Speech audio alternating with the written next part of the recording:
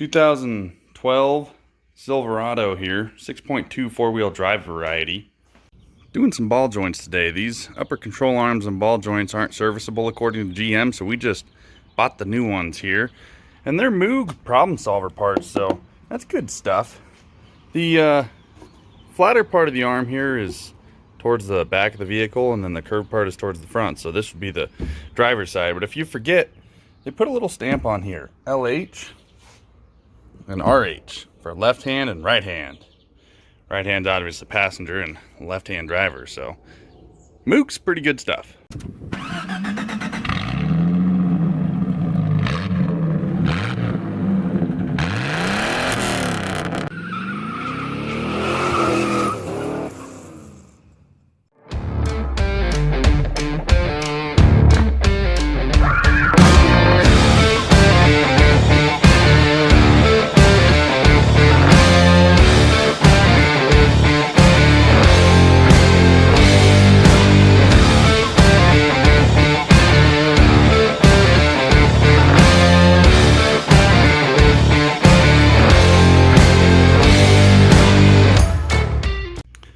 Alright, there's your upper control arm here.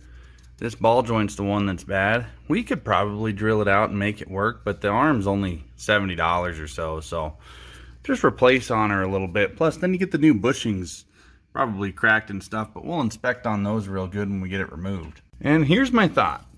Remove this little retainer clip here and get that out of the way, and then probably remove this nut here, and then the nut off that bolt there, the nut off that bolt there. Those two bolts come back together and the arm pops out with the pry bar. Might need to get a pickle fork on this depending on how tight it is, but that ball joint is trashed. It's clicking and clunking over bumps and turns, and we'll show you what that looks like when we get it out. Show you what I did with this paint marker here. The upper control arms affect your alignment, the camber, and these are called cam bolts. See, you scoot in here and you can adjust the alignment quite a bit with these cam bolts. So what I did, I took a little paint marker and marked where it was on both sides so I can get it lined up back to where it was. Now, to be fair, my alignment was already off. Here's the tire that came off that front wheel, and see how worn down it is? This is the inside of the tire, outside of the tire here. Well, that's a pretty good sign the ball joints are going bad, but my tie rods were bad too, so the whole alignment's probably off. But we still want to get it close so we can drive it on the road to the alignment shop. Just take a minute to look at the tools we're using on this job. Got 21mm sockets back there, 10mm for that bolt, which means you probably won't be able to find one. Find a neighbor who has one. And then an 18 for that little nut down there on the bottom of the ball joint stud. Let's keep going. Got everything pretty much disconnected here. Used a pickle fork to get the ball joint out of the steering knuckle. I think it's a 15/16. 15/16, yep. And then if you scoot in here, you can see you can move that little cam washer down the bolt head to give you enough clearance to get these bolts out. 1A Auto has a video where they remove the strut. Not a bad idea, I don't want to do the extra work, but look at how cracked these bushings are. So yeah, it's a good idea that we're doing the whole arm here. Got our cam bolts out here, and as you'll see, these are special bolts. They got a flat edge. See our paint mark there. And the flat edge keys to these little washers. There's our paint mark for lining up our alignment here on the camber. Front side, back side, inside washers, outside washers.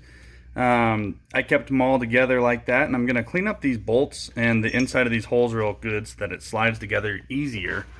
But now we're at this stage, and this should just, like that, come out of there.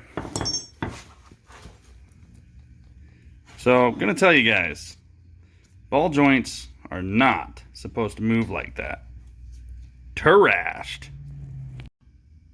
Kind of show you what we got going here. Just using the wire wheel, and this is what a cleaned up bolt more or less is going to look like. We don't need to get these perfect. Just get the dirt and crud and surface rust off, clean the threads. Just that amount of corrosion is gonna make it hard to install and hard to get a good torque spec on that nut, so clean them up. I absolutely love this stuff. Fluid film.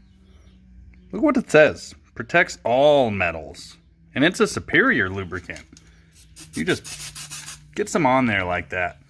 Do both bolts. Do those too. Just do everything. Everything gets fluid fill. Working on the install here, and what we did is we went ahead and set the control arm to ride height by pushing up on the lower control arm here. Then we installed the nut on this ball joint, threw our cotter pin in there, torqued it down to spec. And now these are still loose. There's no nut on that one or anything like that because we don't want to put unnecessary pressure on these bushings. So we're going to set our alignment with this configuration, and then we're going to tighten those down to about 100 foot-pounds. Gander in here, folks. Got everything lined up on this side. Lined up on that side. These nuts are torqued down. So we just got to install the 10 millimeter bolt to hold the ABS cable in place. Little guy right there. And that's a job well done. Last step here. Go ahead and grease until that boot starts to expand. Mine's already expanding here.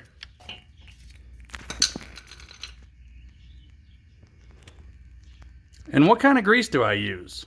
I just use this Master Pro or any brand. Extreme pressure moly grease number 2. That's pretty much what I use for everything on suspensions. Alright, here's the passenger side, and it's, guys, gals, it's the same, okay?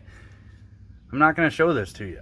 It's like looking at your coworkers' vacation photos or baby photos. You know, okay, I saw one, I'm good, now leave me alone. So, there it is. Another edition of Kyle Was Wrong. This side, we had to remove the strut assembly because the bolt impeded the spring. So all it was is 2 bolts down here. There we go. 3 bolts up there, and then the sway bar link right there.